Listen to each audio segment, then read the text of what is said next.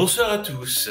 Ce soir, je vais introduire au nom du comité scientifique de la Fédération française des clubs alpins et de montagne la nouvelle conférence virtuelle du mardi qui sera donnée par Bernard Francoux, chercheur renommé en géosciences, géomorphologie et glaciologie.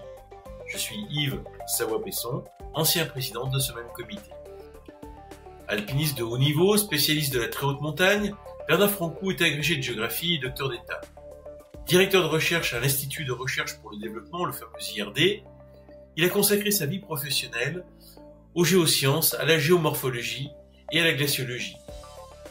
Ce soir, Bernard Francoux nous parlera de la fonte accélérée des glaciers et de la perspective peu réjouissante que les montagnes du monde soient un jour sans glaciers.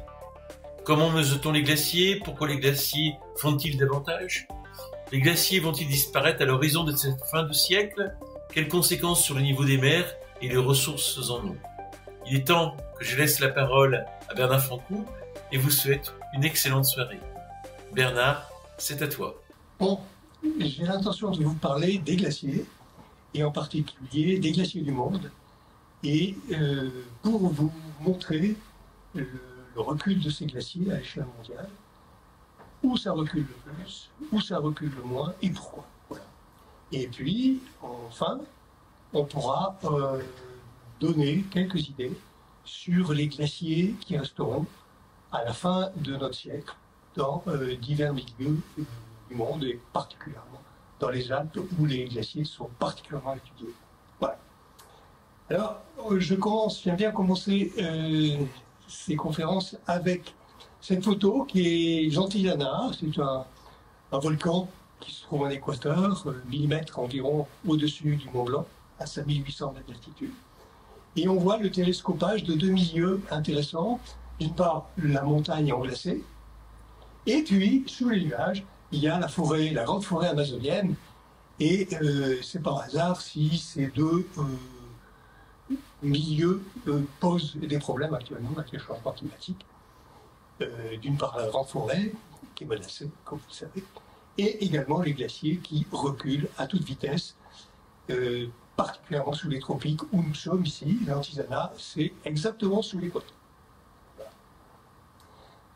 Voilà donc, vers des montagnes sur glacier, et c'est effectivement ce qui peut nous attendre à la fin du siècle, puisqu'on observe partout une accélération du recul des glaciers à l'échelle mondiale. C'est exactement l'objet de cette conférence, et je voudrais vous démontrer ça à partir de données qui sont disponibles dans diverses montagnes du monde.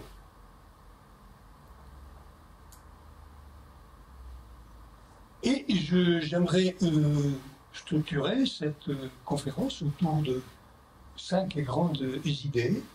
D'abord, comment mesure-t-on les glaciers? Les chercheurs sont particulièrement attachés aux données, puisque moi je suis un glaciologue de terrain et j'ai passé une grande partie de ma vie sur les glaciers à récolter des données qui nous servent ensuite à interpréter les signaux qu'on voit à partir de ces données. Signal du glacier et naturellement signal du climat. Ensuite, une constatation, c'est que les glaciers reculent depuis plus d'un siècle, donc ce n'est pas une chose nouvelle. C'est quelque chose qui existe depuis la deuxième moitié du XIXe siècle. On connaît bien ce phénomène dans les Alpes. Mais ce qui est intéressant et ce qui est important à souligner, c'est que ce recul séculaire est en train de s'accélérer de façon extrêmement rapide. C'est ça qui pose problème. Ensuite, pourquoi ces glaciers font-ils davantage? Qu'est-ce qui explique que le climat actuellement soit hostile vis-à-vis des glaciers? Qu'est-ce qui fait reculer ces glaciers? Et bon, je ferai un petit peu de physique, mais d'une façon très simple, pour vous montrer quels sont les processus qui expliquent et les mécanismes qui expliquent ce recul accéléré des glaciers depuis quelque temps. Et tout logiquement, on peut s'interroger, est-ce que les glaciers vont disparaître et quand? Effectivement, on voit tous les jours, dans le monde entier, des glaciers qui disparaissent, en Himalaya, dans les Alpes, dans les Pyrénées, c'est extrêmement net. Donc, est-ce qu'on peut avoir une idée sur l'espérance de vie de certains de ces glaciers particulièrement connus, comme par exemple la mer de glace à Chamonix, le glacier d'Argentière, ou d'autres glaciers un peu plus petits qu'on trouve dans le massif des Grandes Rousses ou dans le massif des Écrins. Ça, c'est une question qui taraude pas mal les chercheurs. Ils ont maintenant les instruments, les moyens de répondre de façon assez précise à ces questions que le grand public se pose. Et naturellement, là, je n'aurai pas le temps de m'appesantir beaucoup, parce que les conséquences du recul des glaciers sont extrêmement nombreuses, le niveau des mers, bien sûr. Il y a la problématique des risques. Il y a également la ressource en eau, puisque les glaciers, comme chacun le sait, eh bien, ce sont des stocks d'eau qui sont délivrés aux populations qui vivent autour des montagnes. Et c'est pas pour rien qu'on appelle les montagnes des châteaux d'eau. Et dans cette notion de château d'eau, il y a l'idée de stockage. Et les glaciers, comme l'enneigement, le manteau neigeux, jouent un rôle extrêmement important dans le stockage de l'eau. Et tout d'abord, la première question qu'on peut se poser, où se trouvent ces glaciers? Il s'agit bien entendu des glaciers de montagne. Je ne vais pas m'appesantir sur les grandes calottes glaciaires, Groenland, Antarctique, qui est pour moi un sujet complètement différent. Et sur cette carte qui montre la cryosphère, c'est-à-dire tout ce qui est gelé à la surface de la Terre, eh bien, on voit bien ces glaciers. Ils représentent le liseré noir, ici. Par exemple, il y en a sur la péninsule antarctique. Il y en a évidemment le long de la cordillère des Andes. Ici, c'est les glaciers qui me sont chers, c'est ceux que j'ai étudiés pendant plus de 5 ans, ici, au Pérou et en Bolivie, et en Équateur. Et bien sûr, les rocheuses, en particulier le nord des rocheuses, la région d'Alaska, autour du Groenland, distingue de la grande calotte glaciaire du Groenland, au nord du Canada. Sur les îles du nord de l'Atlantique, comme l'Islande, le Spitzberg, etc., il y en a d'autres également. Et puis, vous voyez, il y a une grosse amande, un peu noire, qui correspond au Tibet et à l'Himalaya. Et tous les massifs qui sont autour de ce qu'on appelle le troisième pôle. Après le pôle Nord, le pôle Sud, c'est le pôle donc tibétain, où se trouvent de très grands glaciers également. Et nous verrons si ces glaciers sont menacés ou pas. Et vous avez les petits glaciers alpins, vous voyez donc on est tout petit sur la carte. Également en Scandinavie, ça ce sont les glaciers européens. Sur les Pyrénées, il n'y a presque rien, on le verra. Et puis il reste quelques glaciers résiduels sur les tropiques, en Afrique en particulier. Voilà. Voilà donc présenter rapidement la localisation de ces glaciers dont il va être question.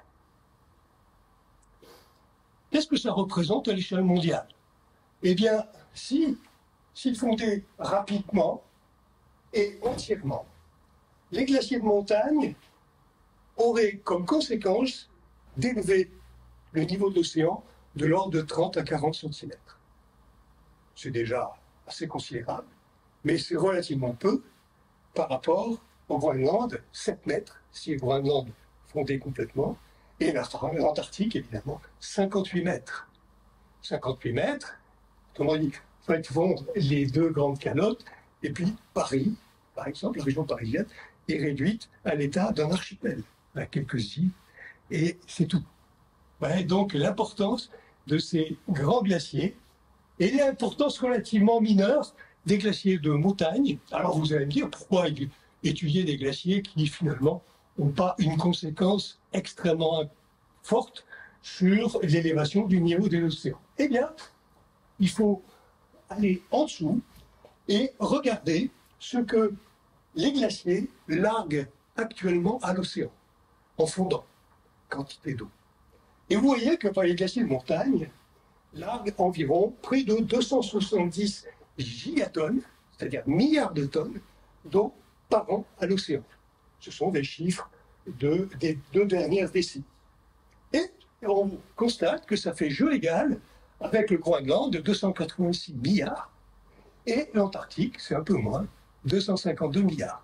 Autrement dit, une des raisons pour lesquelles il est important d'étudier ces glaciers, c'est qu'ils jouent un rôle assez important dans le soulèvement actuel du niveau des océans. Voilà, donc ça, je voulais rappeler ça pour vous donner un petit peu une idée de la quantité d'eau que représentent ces glaciers.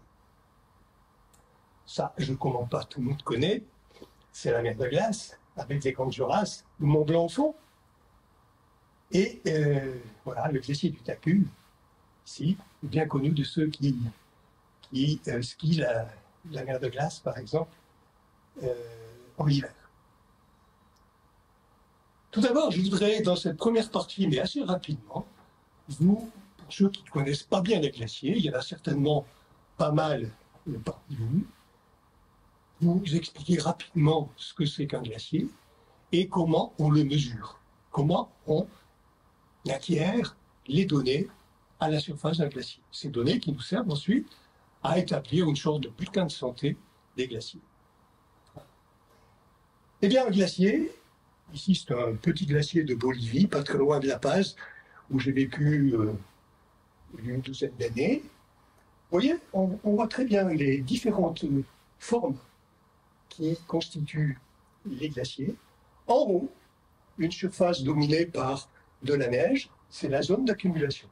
C'est là, cette partie haute du glacier, où la neige s'accumule et elle ne parvient pas à fondre totalement pendant soit la saison sèche, soit la saison chaude. En dessous, vous avez AB, c'est la zone d'ablation. C'est au contraire la partie du glacier qui perd plus de masse pendant une année qu'elle n'en gagne. Et puis, je vais rajouter des moraines, le front du glacier, le torrent émissaire, c'est le torrent qui sort du glacier, alimenté par les eaux de fonte du glacier. Et puis, la ligne d'équilibre. Bien entendu, si le bilan ici est positif, plus d'accumulation que d'ablation, si là, au contraire, l'ablation domine, naturellement, il y a une ligne où le bilan approche zéro. C'est ce qu'on appelle la ligne d'équilibre.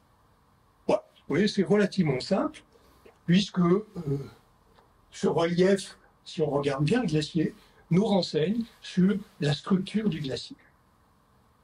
Et naturellement, comme il y a plus de masse en haut, et que cette masse disparaît progressivement vers le bas, eh bien, le glacier ne peut pas accumuler trop de masse. Et ça tombe bien, puisque la glace est un matériau visqueux et plastique qui se déforme dans le sens de la pente. Autrement dit, cette zone d'accumulation entretient un flux. Et ce flux, évidemment, est proportionnel à la quantité de neige qui s'accumule dans la partie haute du glacier. Alors, vous voyez tout de suite que ce qui est important pour le glaciologue, c'est de mesurer l'accumulation au cours d'une année, mesurer l'ablation au cours d'une année, et en déduire le flux, qu'on peut aussi mesurer, et en déduire la quantité d'eau qui va sortir du glacier au cours d'une année. Alors, en gros, il y a deux cas qui se présentent. L'accumulation est plus forte que l'ablation. Le glacier a tendance à s'épaissir en haut. Le flux est plus important. Et, au bout d'un certain temps, le front avance. Le glacier gagne du terrain dans sa partie aval, dans la partie basse. On dit souvent que le glacier avance. Hein, le front, en fait, c'est lui qui avance. Et il prend plus de surface. Le cas inverse, c'est que l'accumulation est plus faible que l'ablation. Autrement dit, le flux de glace décroît. Et finalement, comme il y a moins de glace qui arrive dans la partie basse, eh bien, le glacier recule. On dit que le glacier recule. Naturellement, ce n'est pas le glacier qui recule. C'est le front qui recule, puisqu'il n'est pas suffisamment alimenté depuis l'eau. Voilà. Donc, vous voyez très bien ce que nous devons faire, nous, glaciologues, pour mesurer ces différentes grandeurs physiques. Hein, il faut mesurer l'accumulation, l'ablation, l'avancée du glacier, le recul du glacier et la vitesse du glacier. Avec des méthodes que je vous présente très rapidement, La mesure de l'accumulation se fait à partir d'une espèce de gros tire-bouchons qu'on appelle des carottiers. On extrait des carottes, c'est-à-dire des tubes de neige qu'on pèse, dont on connaît le diamètre et le volume. Et en fonction de ça, eh bien, on en déduit ce que le glacier va gagner pendant l'hiver, la période où le glacier accumule de la masse.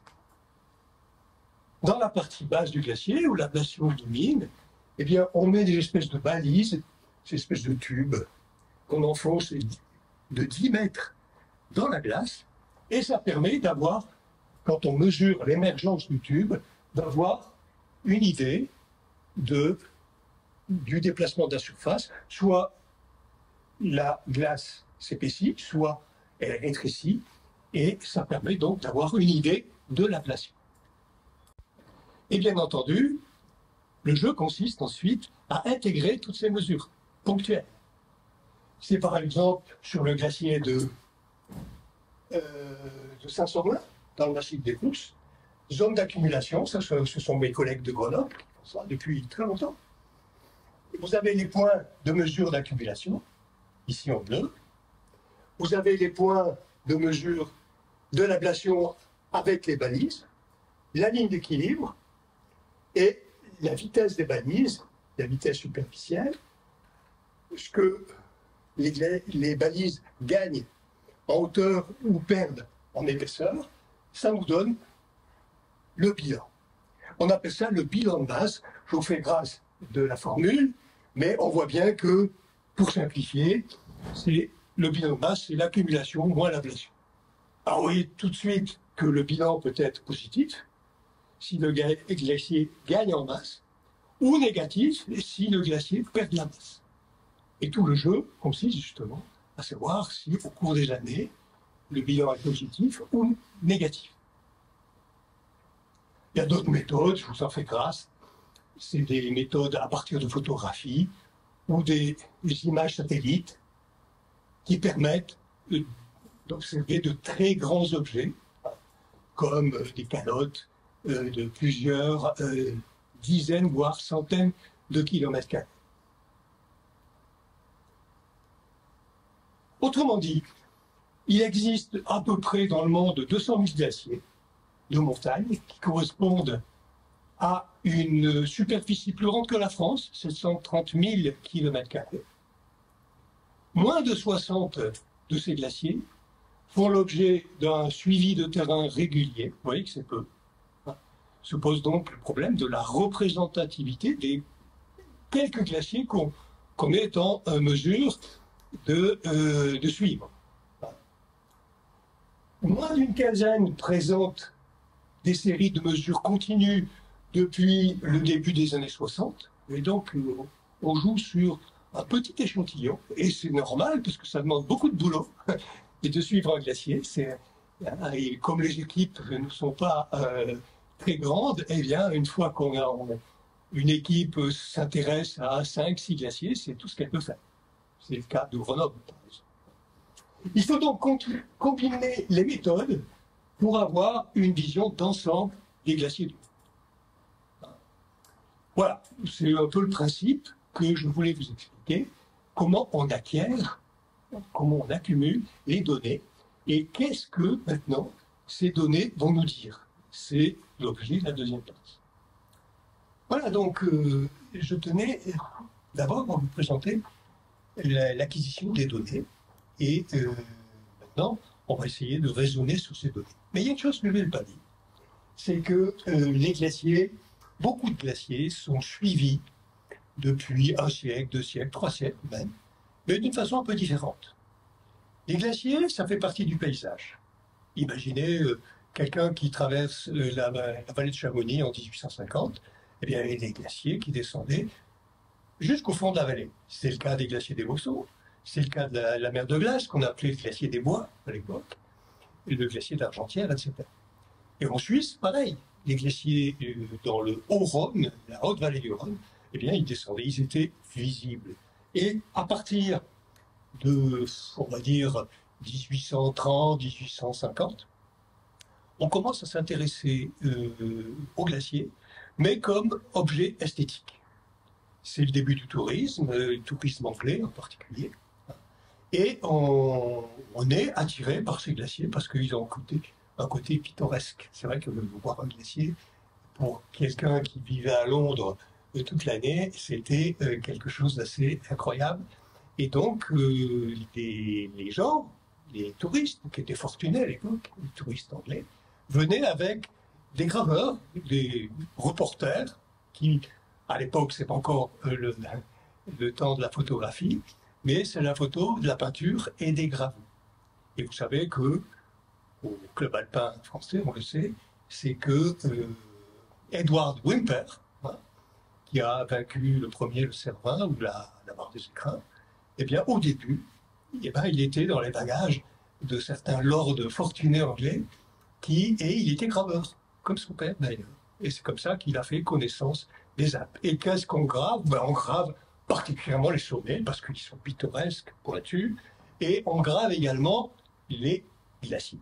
Et donc, on a, à travers les archives documentaires, peintures, etc., on a pas mal d'archives sur l'état des glaciers, on va dire assez régulièrement depuis 1830-1850. Si bien qu'on peut avoir une idée des avancées ou des reculs des glaciers sur, on va dire, 2 siècles, facilement, 2 siècles et demi.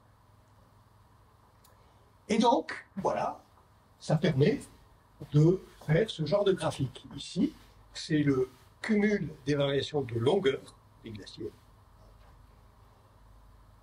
Depuis 1600, donc après Jésus-Christ, bien sûr, 1600, ça nous met au siècle de Louis XIII, Louis XIV, jusqu'en 2000, ici. Et qu'est-ce que vous voyez? Eh bien, vous voyez quelque chose de bien remarquable. Vous voyez que les glaciers, entre 1600 et 1650, en gros, ils sont beaucoup plus longs qu'actuellement. Actuellement, ils sont là. Donc, et ils oscillent. C'est-à-dire qu'ils ne sont pas stables. Les langues glaciaires avancent, reculent, mais sur des terrains beaucoup plus avancés par rapport à la période actuelle. Et c'est ça qu'il faut garder en mémoire. Et donc, vous avez ici des Beaussons, Argentières, Grindelwald, qui se trouve en Suisse, alémanique. Vous avez la mer de glace en vert. Tous ces glaciers, donc, fluctuent, mais à partir de 1850, on note que tous ces glaciers reculent. Ils perdent de la longueur, donc de la surface.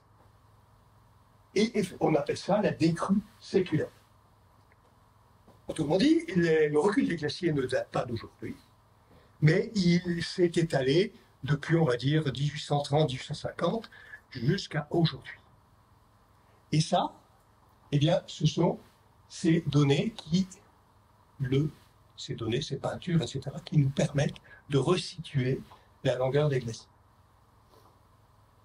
Je ne parle plus des fluctuations de longueur, je parle des fluctuations du bilan de masse, qu'on a vu tout à l'heure, hein, la différence entre l'accumulation et l'ablation sur un glacier. On voit que depuis 1900, donc on est sur la période plus récente, 20e et début du 21e siècle, on voit que les glaciers français, mer de glace, Argentière, Gébrula, en Savoie, c'est-à-dire dans la Vanoise, en particulier, Saint-Sorlin, glacier blanc, Sarenne, on voit que les glaciers fluctuent de façon à la fois groupée et il y en a qui perdent plus de masse. Ça, c'est très très bien. Vous voyez, par exemple, ici on est au début du XXe siècle, les glaciers sont à l'équilibre, c'est-à-dire qu'ils perdent autant de masse qu'ils en gagnent. Et puis on voit une première perte ici dans les années 1940. De nouveau, un plateau où les glaciers sont pratiquement équilibrés. Et ça dure jusqu'en 1985, en gros. On a vu même des glaciers avancés. Pour ceux qui ont la mémoire longue, le glacier des Beaussons, le glacier blanc ont avancé de plusieurs dizaines de mètres à cette époque, vers 1985-86. Et puis, et c'est ça qui est important, c'est le recul des glaciers qui est de plus en plus marqué à partir de 1985 et particulièrement depuis 2003. 2003, vous vous souvenez, c'est la première canicule que l'on ait ressentie en France de façon assez forte. Voilà. Donc, on est là, dans le recul séculaire, mais on voit que ce recul séculaire, eh bien, il s'accélère depuis les années 85, c'est-à-dire depuis moins de 50 ans, on va dire.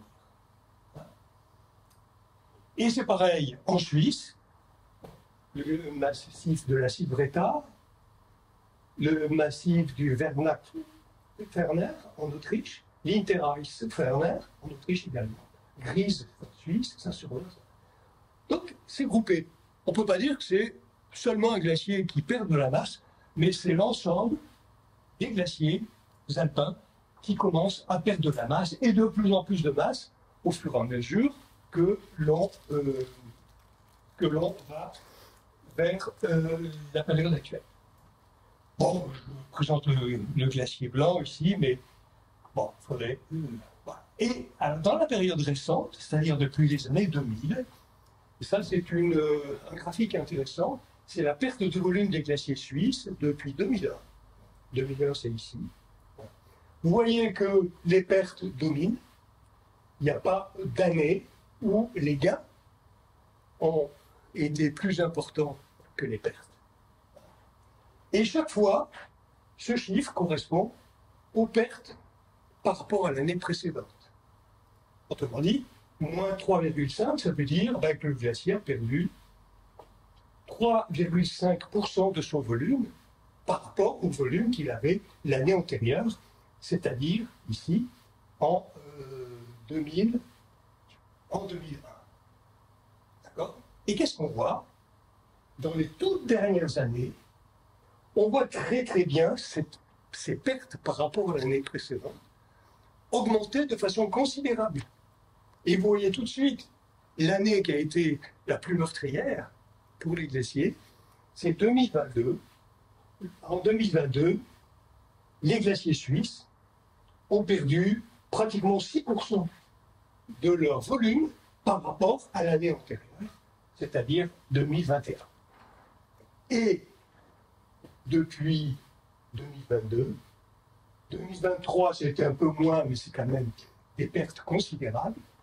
Et puis l'année dernière, ou cette année plutôt, on voit que en Suisse également, malgré un hiver très enneigé, malgré un printemps très enneigé, malgré un été qui a été chaud certes, mais qui n'a pas été le plus chaud de ce qu'on ait pu enregistrer depuis 2000, eh bien, il y a aussi une perte extrêmement importante.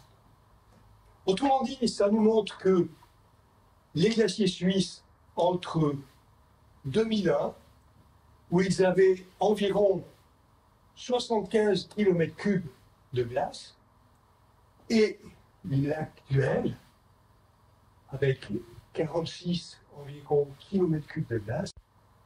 Voilà, donc on voit très bien que entre 2001, où les glaciers suisses ont environ 75 km3 de glace, et la période actuelle, c'est-à-dire 2024, où ils n'ont plus que 46 km3 de glace, on voit bien qu'il y a eu une perte considérable, qui évidemment s'élève environ à 38%, c'est-à-dire nettement plus du tiers du volume des glaciers suisses en 25 ans environ, 24 ans.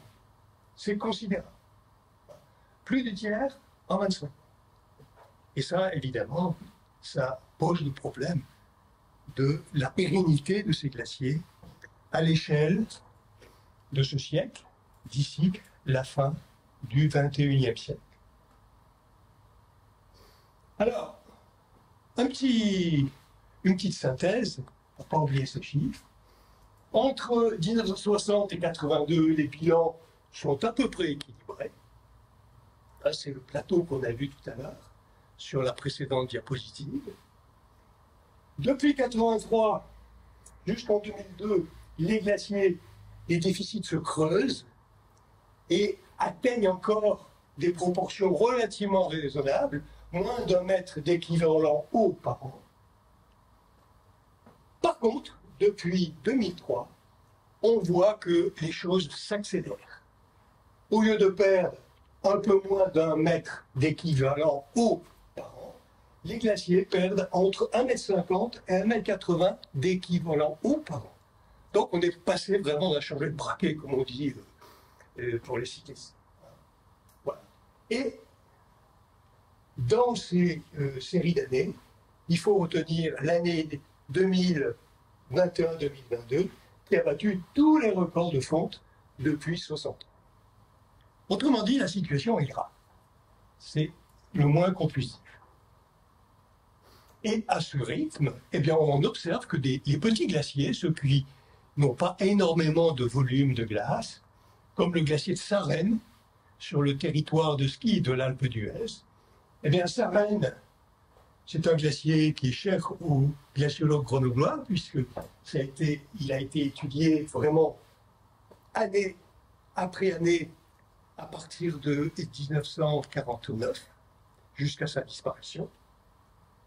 Un peu antérieurement, en 1806, le glacier de Sarenne s'étendait sur 109 hectares, donc c'était un glacier assez important, qui avait encore en son centre environ 50 à 60 mètres de glace d'épaisseur. En 2016, ce glacier n'avait plus que 3 hectares.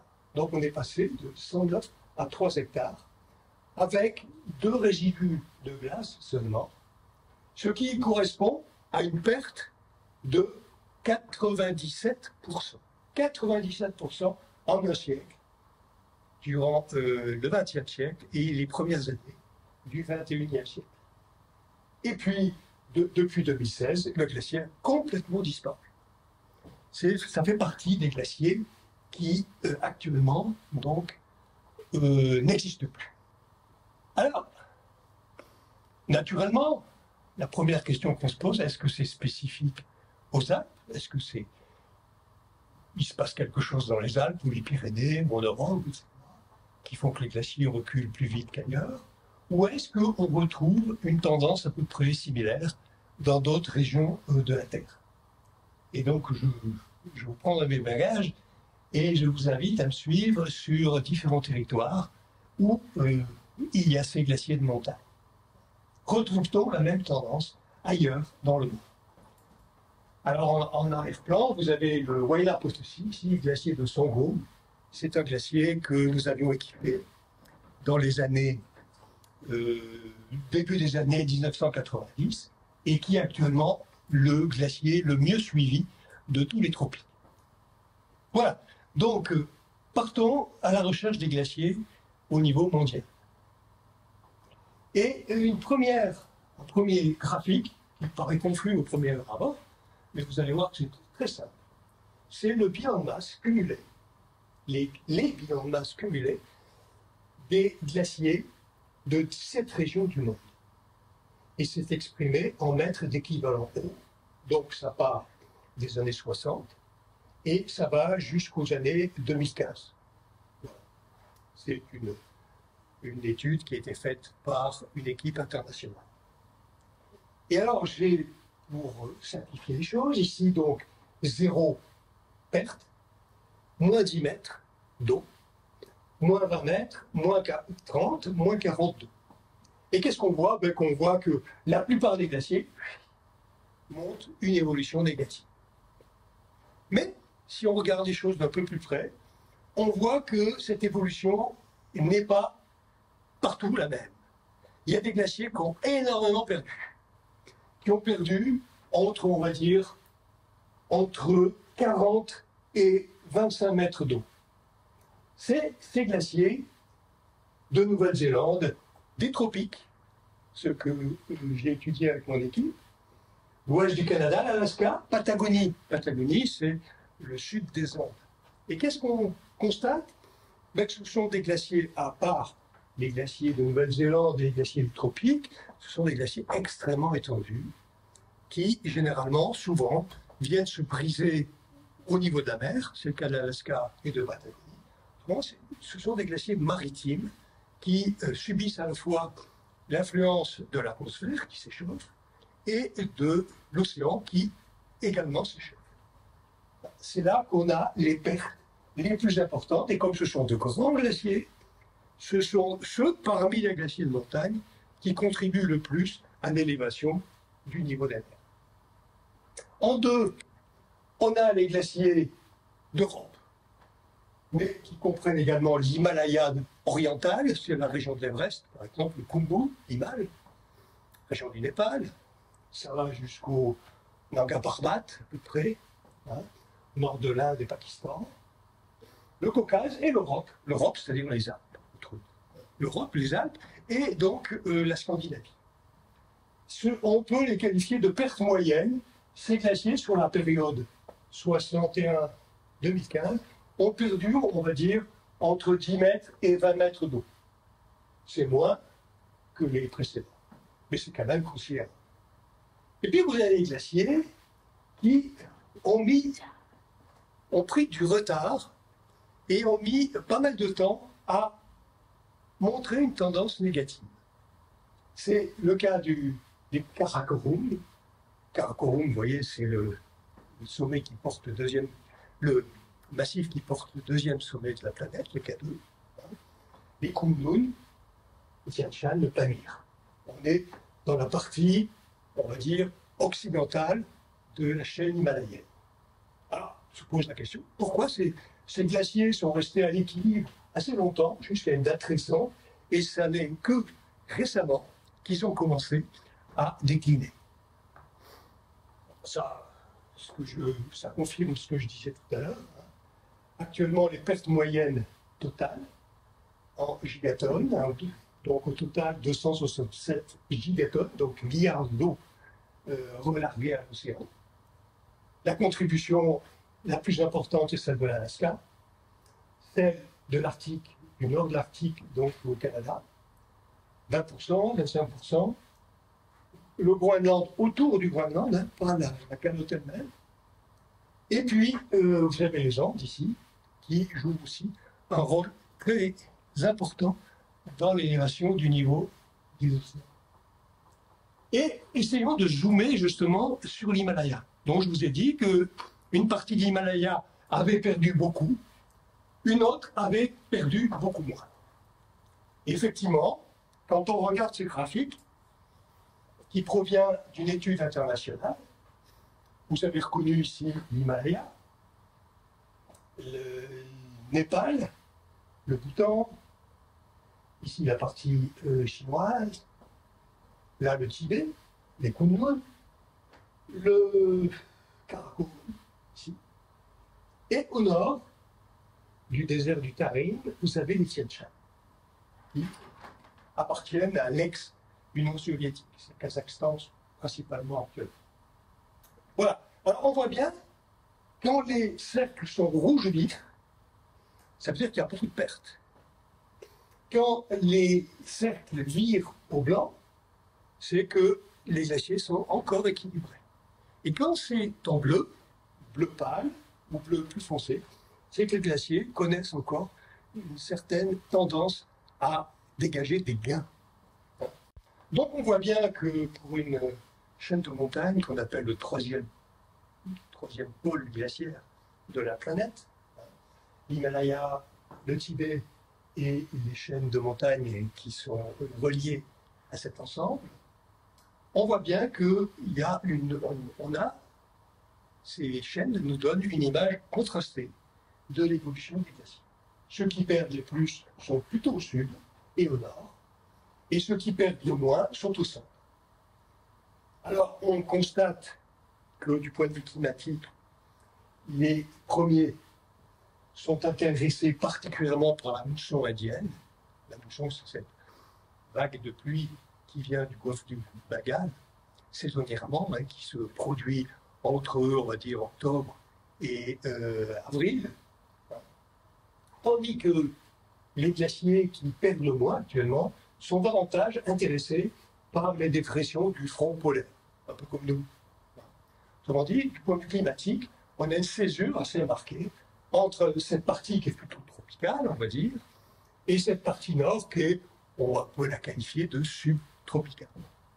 Et effectivement, je me suis baladé, j'ai eu l'occasion unique de me balader dans cette région qui appartient actuellement à la Chine, avec un avion ULM. Donc c'était assez précaire, mais on a pu monter jusqu'à 7000 mètres quand même, et ramener des photos absolument spectaculaires de cette région du Kunlun.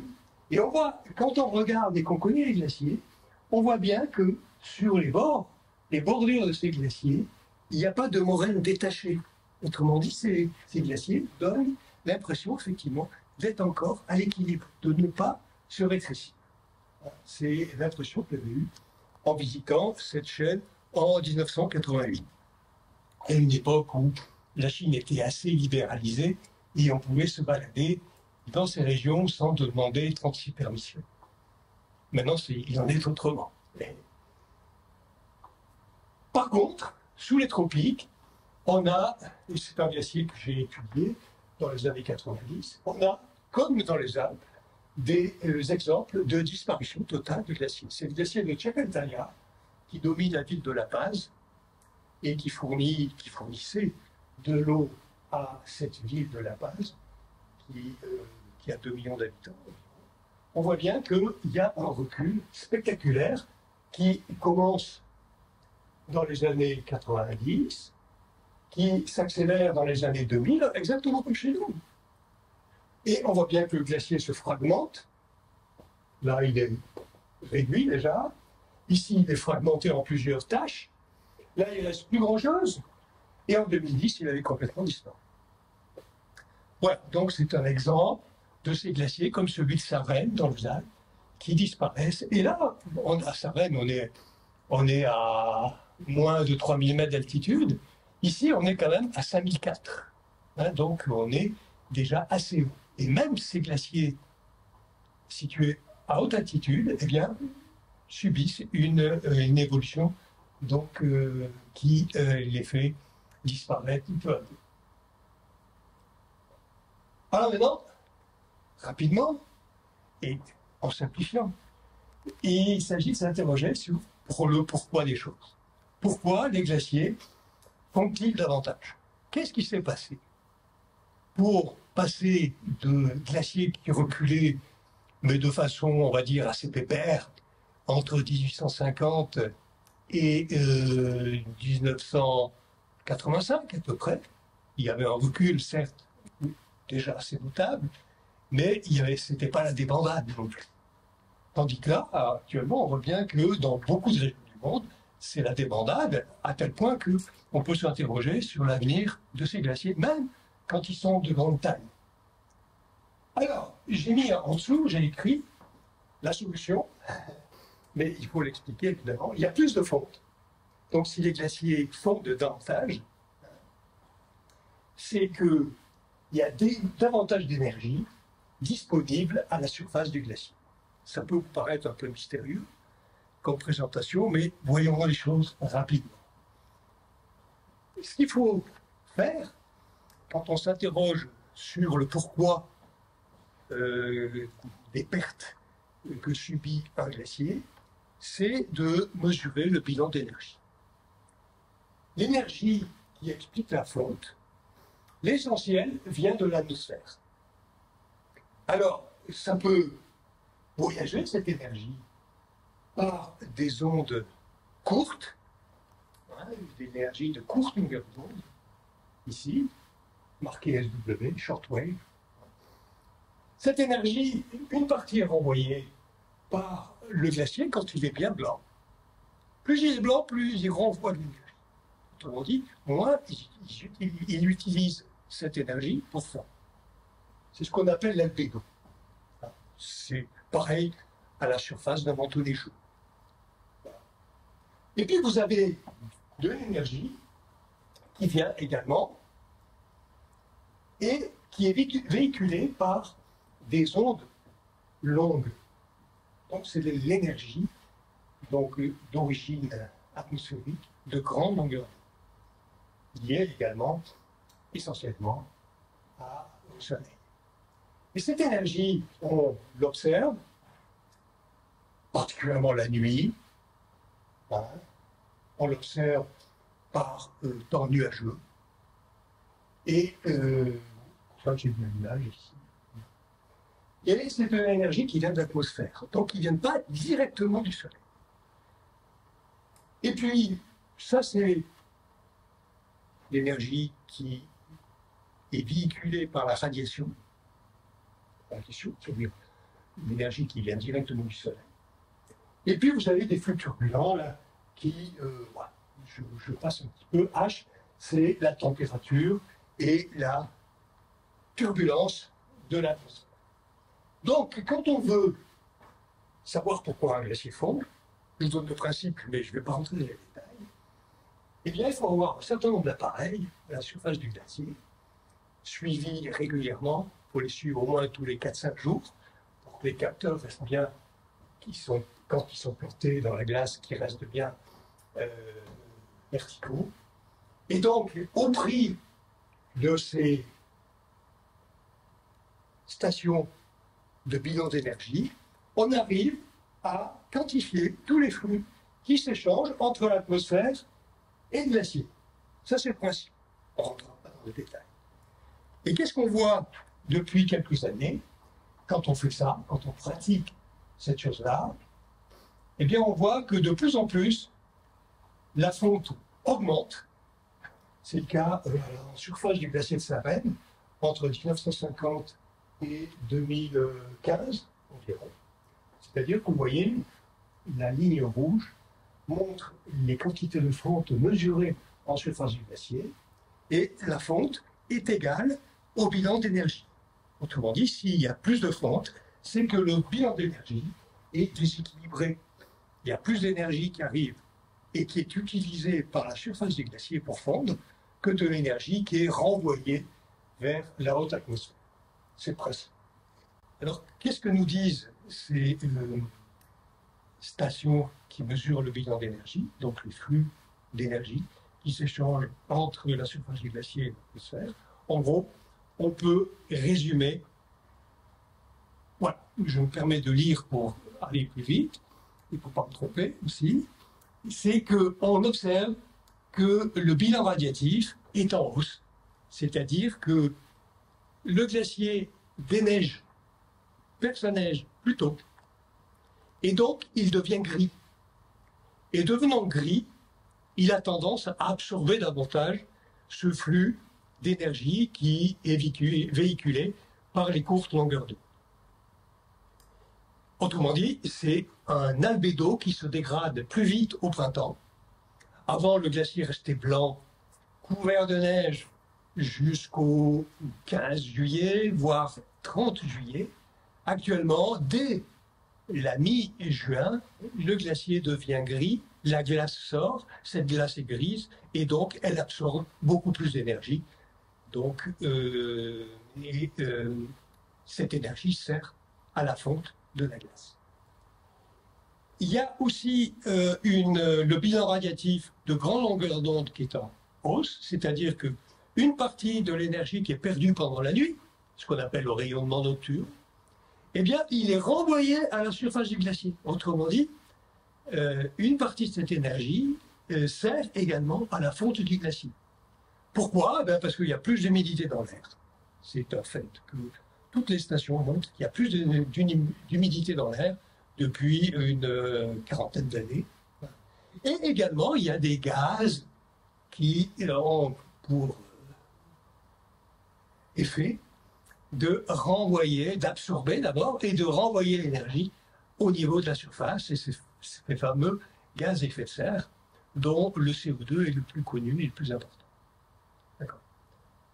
Voilà. Et il y a une troisième raison à l'accentuation de la fonte, c'est que, en été en particulier, quand l'atmosphère s'échauffe très fort, très fortement, en particulier sur les vallées adjacentes qui sont situées à plus basse altitude, eh bien, on voit bien que cette chaleur monte, l'air est plus léger, il monte le long des versants, ça entretient des flux turbulents, donc du vent, des thermiques, comme disent les gens qui font du parapente, par exemple. Et ça fait que l'atmosphère s'échauffe sur une très grande épaisseur, et c'est dans ces circonstances, typiquement au cours du mois de juillet et du mois d'août, qu'on voit l'isotherme zéro, c'est-à-dire la ligne à partir de laquelle il se trouve la ligne de gel, hein, eh bien, se situe au-dessus du Mont Blanc, par exemple, à 5000, 5300. Autrement dit, tout ce qui est en dessous, eh bien, c'est favorable à la fonte. Ça, c'est ce qu'on appelle la chaleur sensible. Et cette chaleur sensible, elle est particulièrement importante pendant les étés chauds et tout particulièrement pendant les étés qu'on appelle caniculaires, où vraiment il y a de très fortes élévations de température sur une masse atmosphérique extrêmement épaisse, de l'ordre de 5000 mètres d'épaisseur. Donc tous ces flux, et c'est ça qui est important, tous ces flux sont corrélés à la température. Autrement dit, d'une façon plus simple, on peut dire, ben, si les glaciers fondent davantage, c'est que la température atmosphérique augmente. Et vous avez là une manifestation très nette de ces hausses de température. Ici, vous avez la moyenne décennale, donc ici, la moyenne des années 61-90, qui correspond au zéro, ici, qui est issue des données de Météo France. C'est la moyenne de la station de Bourg-Saint-Maurice dans les Alpes du Nord et d'Embrun dans les Alpes du Sud. Qu'est-ce qu'elle nous montre? Tout d'abord, je vous explique que le zéro ici correspond à la moyenne donc, des années 61-90. Tout ce qui est au-dessus en rouge, c'est supérieur à cette moyenne, 61-90. Tout ce qui est en dessous, c'est inférieur. Et quand ce qu'on voit, ne tenez pas compte des autres lignes, soit la droite, soit la ligne brisée ici. Qu'est-ce qu'on voit? Eh bien, on voit très très bien qu'à partir du milieu des années 80, on voit très bien que la température est supérieure à cette température de référence de 61-90. Toutes les années, pratiquement toutes, sont supérieures. Et certaines, comme 2020 par exemple, dépassent de près de 2,5 degrés la température de référence, donc, je le répète, de 61-90. On voit très bien, donc, à travers ce graphique facile à comprendre, là, puisque les couleurs sont là pour vous expliquer, on voit très bien que c'est depuis le milieu des années 90 qu'on a basculé. On a basculé dans un monde plus chaud, dans les Alpes en particulier. Là, on est vers 1000 mètres d'altitude, mais c'est pareil, et voire pire au-dessus, à plus haute altitude. Il y a donc une accélération du réchauffement. Et cette accélération du réchauffement, elle explique quoi? Eh bien, le fait que les glaciers fondent davantage, le fait que le manteau neigeux fond davantage également, et puis que les sols gelés, qu'on appelle le pergélisol, ou permafrost également, font davantage. C'est vraiment à partir du milieu des années 80 qu'on bascule dans un monde plus chaud. Et ça, c'est extrêmement singulier et c'est marqué, c'est indiqué par toutes les données qui sont recueillies ça et là.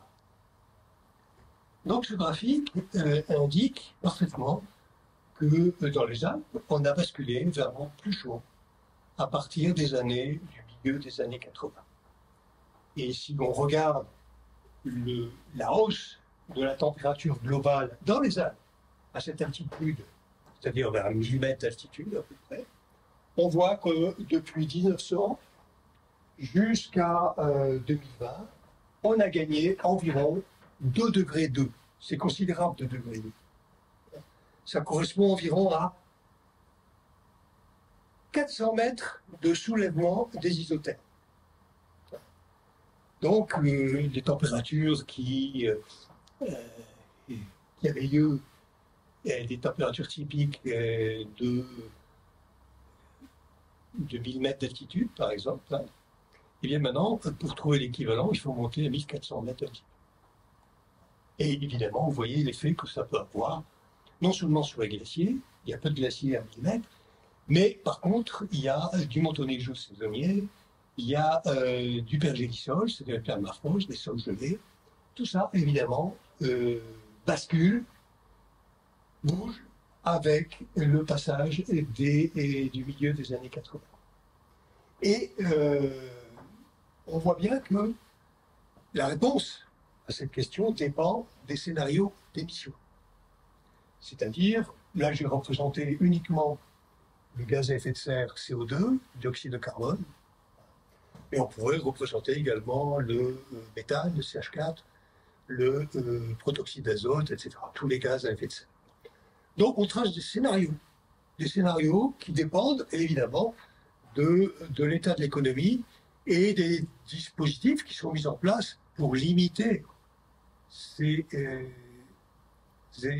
émissions de gaz à effet de serre. Je précise que si vous prenez par exemple un scénario qui est relativement vertueux, le bleu ici, qui montre qu'à partir de 2030, on baisse nos émissions.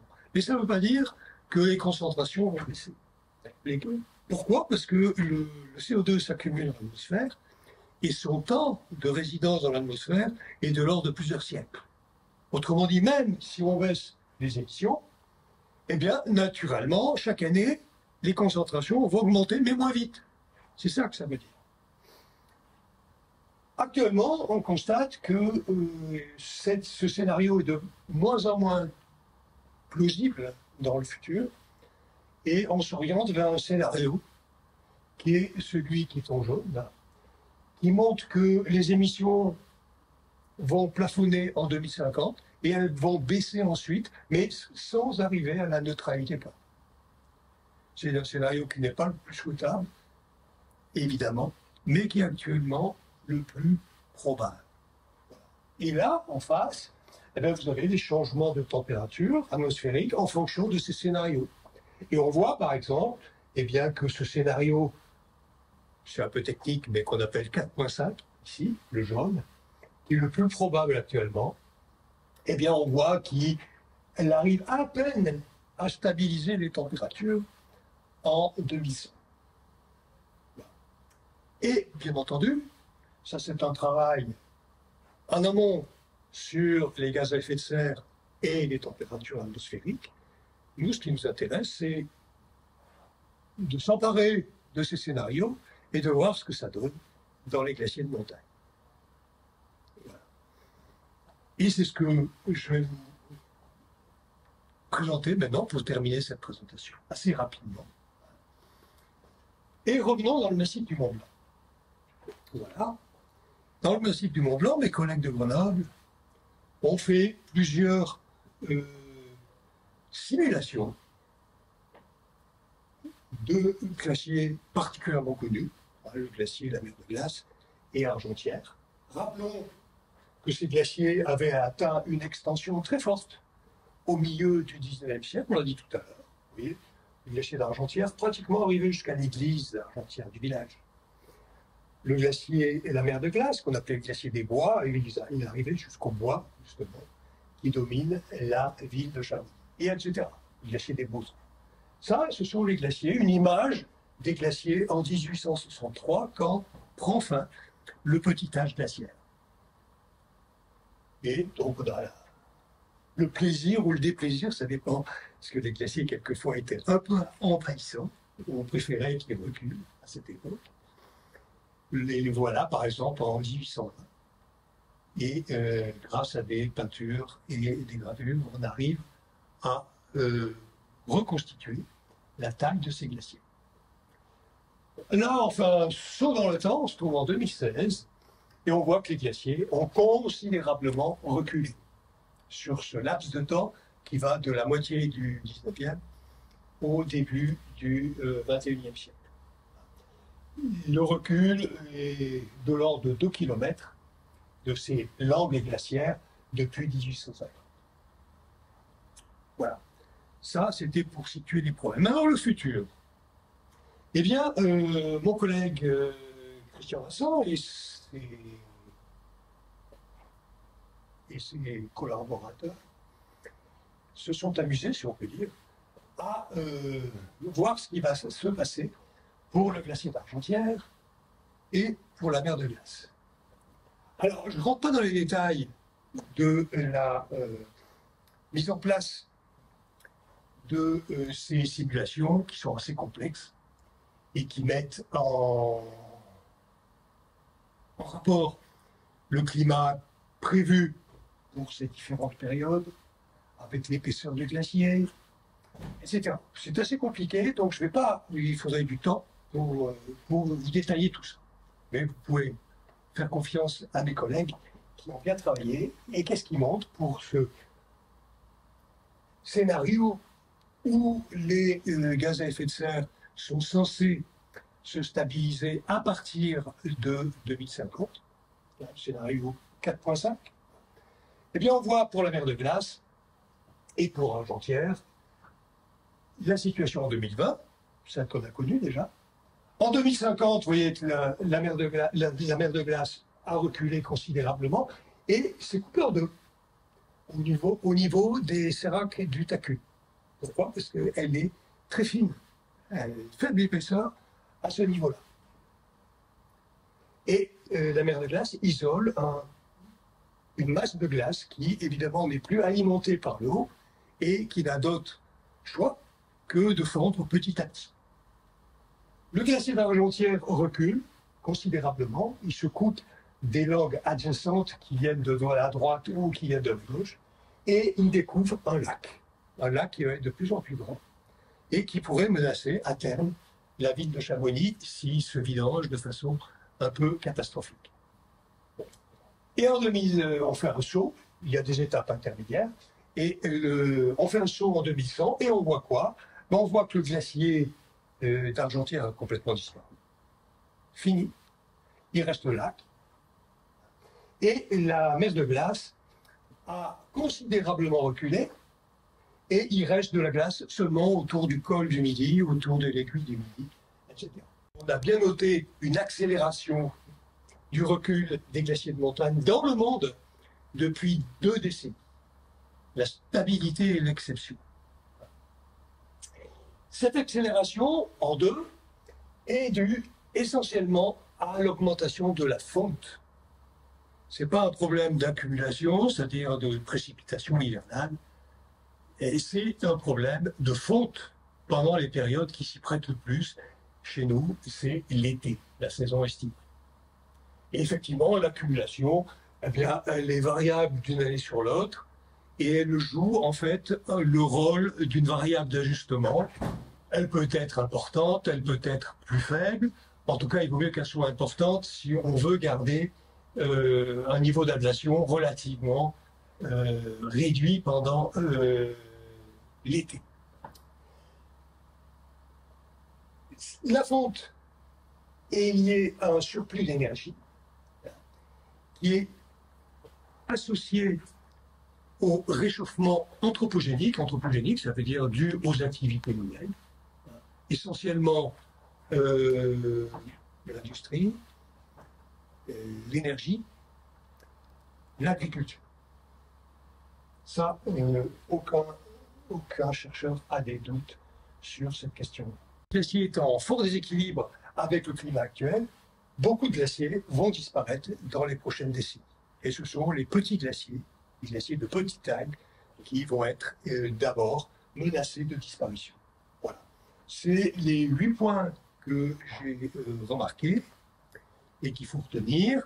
On aurait plus de temps et on verrait un peu les conséquences sur le niveau des océans, l'hydrologie. Ça sera pour une autre présentation, j'espère. Et sur les risques, sur les écosystèmes, il y aurait plein de choses à dire sur le recul et la possible et la probable disparition des glaciers. Voilà, donc c'est tout pour aujourd'hui sur cette belle diapositive qui nous met à 6300 mètres d'altitude dans les Andes. J'espère vous retrouver dans une autre conférence où on pourra aborder un autre thème, toujours lié au glacier. Il y a des tas de choses à dire sur les glaciers. Et donc, très volontiers, donc, à une autre occasion.